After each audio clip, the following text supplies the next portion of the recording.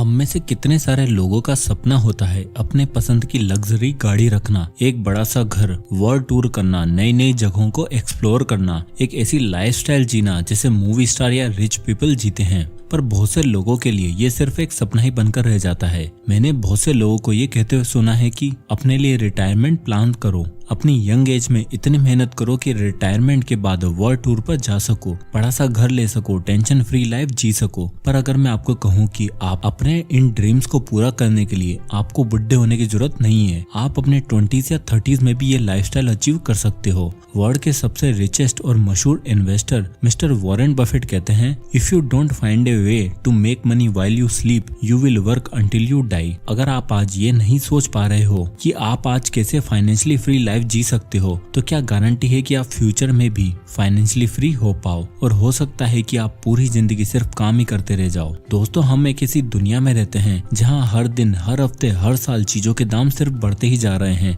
Inflation रुकने का नाम ही नहीं ले रहा है और लोगों को सर्वाइव करना भी मुश्किल हो रहा है। तो ऐसे में हम क्या करें कि एक फाइनेंशियली फ्री लाइफ जी पाए। तो आज की इस वीडियो में मैं आपको 7 ऐसे स्टेप्स बताने वाला हूँ जिनसे आपको एक फाइनेंशियली फ्री लाइफ क्या होती है और कैसे अचीव की जा सकती है, इसके बारे में पता चलेगा। Step number 1, start with the plan. दोस्तों, सबसे पहले आपके लिए जानना जरूरी है कि फाइनेंशियल फ्रीडम का मतलब क्या है। तो आइए इसे एक एग्जांपल के थ्रू समझते हैं। मान लो आपके 3 दोस्त हैं, एक का नाम है रॉकी, एक का नाम है शुभम और एक का नाम है आनंद। रॉकी का ड्रीम है कि लाइफ में उसके पास इतना सारा गोल्ड हो कि वो पूरी दुनिया की हर चीज खरीद सके और पैसों की कभी चिंता ना हो। दूसरी तरफ शुभम चाहता है कि वो इतना अमीर बने कि उसके पास रहने के लिए एक बड़ा सा बंगला हो और एक प्राइवेट जेट हो, ताकि उसे फ्यूचर में कोई चिंता ना हो। वहीं आनंद का ड्रीम है कि एक ऐसा करियर पाथ चूज करना जिस पर उसे सक्सेस मिले और वो लोगों की नजरों में फेमस हो जाए और अपने चूज किए हुए करियर से इतना पैसा कमाए कि लोग उसको आने वाले टाइम में भी याद रखें।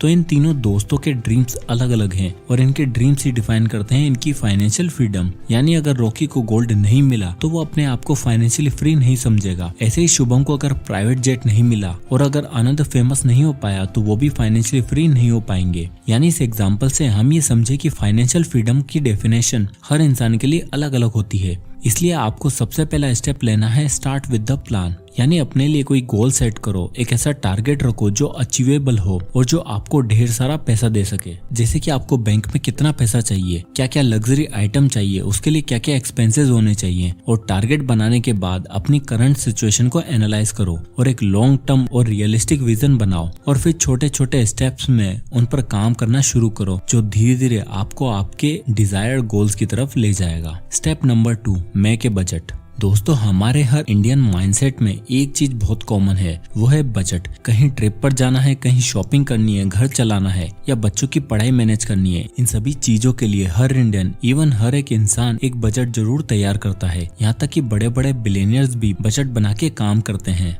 इससे आपको एक सेंस ऑफ क्लैरिटी मिलती है कि कहाँ और कब आपको कितना पैसा स्पेंड करना है और कितना सेव करना है। अगर आप अपने एक्सपेंसेस के लिए बजट बना लेते हो और 10 साल तक उसी बजट रूटीन को फॉलो करते हो, तो ऐसा करने से आप अपने आप को अपनी डिजायर्ड गोल के बहुत नजदीक पाओगे। और दोस्तों, अगर आप बिना कोई बजट बनाए सिर्फ पैसा कमाने की सोचोगे तो हो सकता है आप कुछ भी सेव न कर पाओ और हो सकता है कि आप आउट ऑफ कंट्रोल खर्चा कर दो और हद से ज्यादा आप किसी डेट में फंस जाओ। इसलिए बजट आपको एक क्लैरिटी देता है कि आपको अपनी फाइनेंशियल जर्नी को किस तरह आगे बढ़ाना है। Step number 3, stop exchanging time for money. दोस्तों, हमारे हर एक इंडियन पेरेंट्स का एक माइंडसेट ये होता है कि 20 साल की उम्र तक बच्चा पढ़ाई करे, अच्छी खासी डिग्री ले और फिर उसके बाद ना चाहते हुए भी एक ऐसी जॉब पकड़े जहाँ पर उसे ठीक ठाक सैलरी मिले। अब दोस्तों, ये दिक्कत सिर्फ हमारे एवरेज इंडियन पेरेंट्स में नहीं है, बल्कि हमारे एजुकेशन सिस्टम में है। हमारा एजुकेशन सिस्टम हमें ट्रेन ही ऐसे करता है जिससे आगे चलकर हम किसी के एम्प्लॉय बने और उसे एक ड्रीम जॉब के लालच में हम अपना सारा पोटेंशियल खो देते हैं। पर अगर आप मिलेनियर्स के माइंडसेट को देखो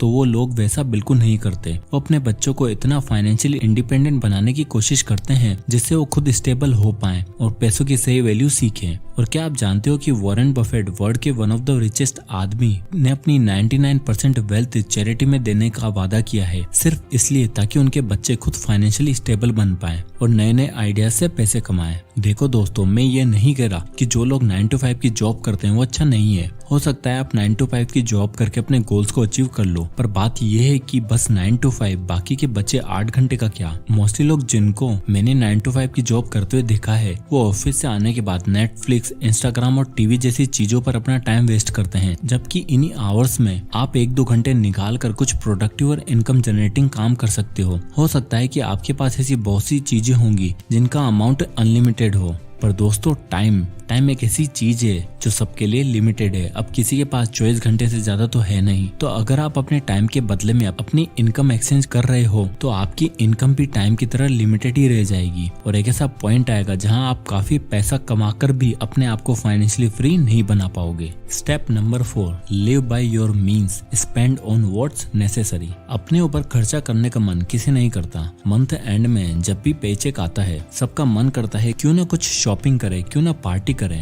या क्यों ना ऑफिस से ब्रेक लेकर एक छोटा सा ट्रिप मारे। दोस्तों, अपनी जरूरतों के हिसाब से जीना बुरा नहीं है। बहुत से लोग या बहुत सी वीडियोस में आपने ये देखा होगा कि लोग आपको कहते हैं कि आपको पैसा खर्चा नहीं करना चाहिए, पार्टी में नहीं जाना चाहिए या शॉपिंग नहीं करनी चाहिए। देखो, अगर कोई भी चीज अगर लिमिट में हो तो वो बुरी नहीं है, और अगर आपने बजट बना रखा है तब तो चिंता करने की बिल्कुल जरूरत भी नहीं है। पर हाँ, खर्चा सिर्फ उन्हीं चीजों पर करो जिसकी आपको सच में जरूरत हो या जो आपको मेंटल पीस दे। मैंने ऐसे बहुत से लोगों को देखा है जो पहली सैलरी आते ही सोचते हैं कि गाड़ी खरीदनी है, जितनी उनकी सैलरी नहीं होती उससे 4 गुना ज्यादा अमाउंट की तो वो गाड़ी खरीद लेते हैं और फिर उसकी EMI भरते रहते हैं। और कुछ तो ऐसे भी लोग होते हैं जो वेकेशन सिर्फ प्लान करते हैं क्योंकि उनके रिश्तेदार भी वेकेशन से आए हैं। मैं आपको खर्चा करने के लिए कह रहा हूँ, बट ऐसे बेफिजूल खर्चा करने के लिए नहीं कह रहा जिससे आपको बाद में रिग्रेट हो। दूसरों को देखकर नहीं, बल्कि अपने लिए जो चीजें जरूरी हैं उसे पूरा करो, वरना शो ऑफ के चक्कर में अपनी सारी धन दौलत को लुटा दोगे। Step number 5, learn to manage money. अब आता है सबसे most important point, learn to manage money. दोस्तों, आपने फेमस बॉक्सर माइक टायसन का नाम तो सुना ही होगा। वर्ल्ड के सबसे डेडलीस्ट और रिचेस्ट बॉक्सर माइक टायसन की लाइफ में 2003 एक ब्लैक ईयर साबित हुआ। माइक टायसन को इस साल बैंकरप्ट घोषित कर दिया गया। माइक अपने एक्सपेंसेस को लेकर इतने केयरलेस थे कि उन्हें पता भी नहीं था कि उनके पूरे वर्ल्ड में उनकी कितनी प्रॉपर्टीज हैं, कितनी कार्स हैं और कितने प्रॉपर्टीज पर कितने केसेस चल रहे हैं। एक रिपोर्ट के अकॉर्डिंग माइक टायसन ने $600 मिलियन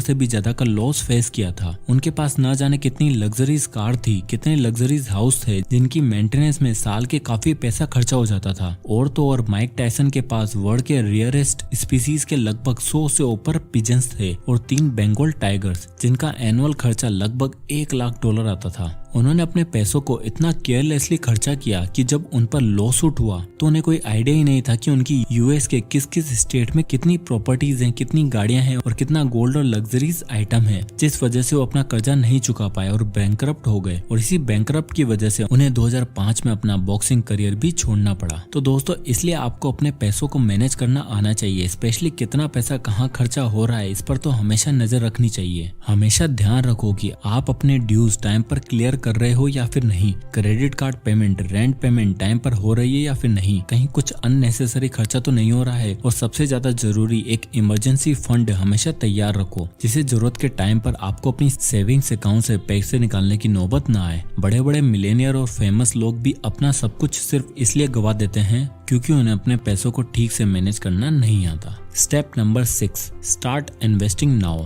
दोस्तों, एक बहुत ही फेमस चाइनीज सेइंग है, the best time to plant a tree was 20 years ago, the second best time is now. ये कोट हमें बताता है कि किसी भी अच्छी चीज को शुरू करने का कोई फिक्स्ड टाइम नहीं होता। अपने ड्रीम्स को पूरा करने के लिए आप जब भी पहला कदम रखते हो वही आपका सही टाइम होता है। और ये बात बहुत इंपॉर्टेंट है इन्वेस्टिंग की दुनिया में। मैंने अपने बहुत से दोस्तों को कहते हुए सुना है कि काश यार हमारे पापा ने 20 साल पहले इन स्टॉक्स में पैसा लगाया होता तो आज हम रिच होते और ये रियल एस्टेट की प्रॉपर्टी खरीद ली होती, हम भी करोड़ों के मालिक होते। और वो लोग आज सिर्फ यही सोचकर इन्वेस्ट नहीं करते हैं कि यार अब तो टाइम निकल गया है, उस समय पैसा लगाया होता तो सही होता और हो सकता है मुझे अभी काफी ज्यादा लॉस हो जाए। दोस्तों, लाइफ में रिस्क तो आपका एक ऐसा पार्ट होता है जिसके 2 आउटकम्स होते हैं, या तो आप जीतते हो या फिर आप सीखते हो। और इन्वेस्टिंग का कभी कोई टाइम पीरियड फिक्स नहीं है। बड़े बड़े इन्वेस्टर जो रिच हुए हैं उन्होंने भी अपने टाइम पर इन्वेस्टिंग शुरू करके बहुत पैसा कमाया और अब आपकी बारी है। इसलिए जल्दी से जल्दी इन्वेस्ट करना शुरू कर दीजिए। तो अगर आप अपनी इन्वेस्टिंग की जर्नी शुरू करना चाहते हैं तो उसके लिए आपको एक डीमैट अकाउंट ओपन करना होगा, जिसकी लिंक आपको डिस्क्रिप्शन में मिल जाएगी। आप वहां से जाकर अपनी इन्वेस्टिंग की जर्नी स्टार्ट कर सकते हैं। Step number 7, invest in yourself. दोस्तों, आप में से कई लोग मानते होंगे कि अगर हमें रिच होना है तो हमें एक कंप्यूटर बिल्ड करना होगा, किसी जगह पैसा लगाना पड़ेगा, बिना पैसा लगाए तो कोई भी रिच नहीं होता। पर अगर आप इन चीजों को छोड़कर अपने लिए कुछ इन्वेस्टमेंट करो तो आप एक वैल्यूएबल पर्सन बन जाओगे। अपने साथ एक प्रीमियम का टैग लगा पाओगे, जिसके बदले में लोग आपको पे करेंगे। और यही एक ऐसी इन्वेस्टमेंट है जिसके फ्यूचर में आपको कंपाउंड प्रॉफिट मिलेगा,